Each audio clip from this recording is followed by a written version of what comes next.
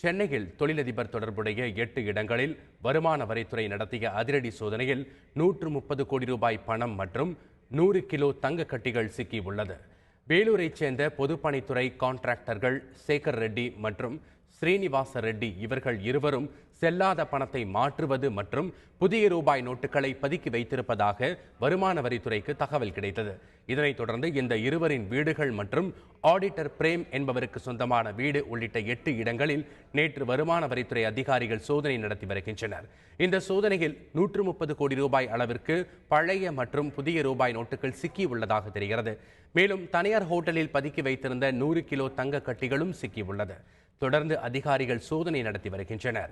500, 1000 ரூபாய் நோட்டுகளை மாற்றி கொடுக்கும் ஏஜென்ட்டுகளாக இவர்கள் செயல்பட்டதாகவும் இதற்கு வங்கி அதிகாரிகள் சிலர் உடந்தையாக இருந்ததாகவும் கூறப்படுகிறது.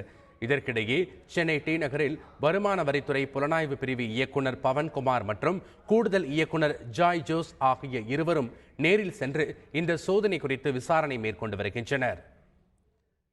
இதேபோல வேலூர் மாவட்டம் காட்பாடியில் சேகர் ரெட்டிக்கு சொந்தமான வீட்டில் வருமான வரித்துறையினர் அதிரடி சோதனை நடத்தினர். இதில் ஏராளமான ஆவணங்களை கைப்பற்றிய வருமான வரித்துறையினர் தொழிலதிபர் சேகர் ரெட்டியின் வீட்டிற்கும் சீல் வைத்தனர். இதனிடையே சேகர் ரெட்டி திருப்பதி தேவஸ்தான அறங்காவலராகவும் மணல் குவாரி குத்தகைதாரராகவும் இருப்பது குறிப்பிடத்தக்கது.